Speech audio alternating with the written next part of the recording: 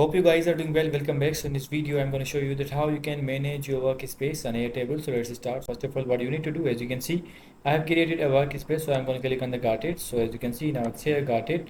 And as you can see, the workspace is created. Now you can adjust it as per your need. As you can see, the name option is provided here, and the notes option is provided. If you want to assign any kind of a task, you can also do that. So I'm gonna let's click on this and refresh this page. As you can see, now let's click on it. You'll be able to see I'm going to refresh this page, so we have to wait for a few seconds until it get refreshed.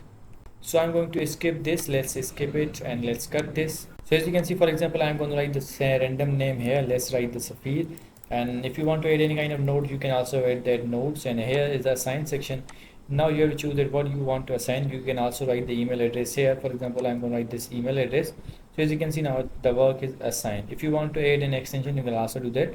So in this way, you can write your name, notes, and you can assign. If you want to insert a grid, you can also do that. You have to click on the grid, and here you need to mention the name, and then simply you have to hit this, and the grid will be added. So as you can see, now another grid is added. This is the grid view, and this is another grid. So in this way, you can add multiple grids. I hope you guys understand this video, that how you can manage your workspace. So see you guys in the next video.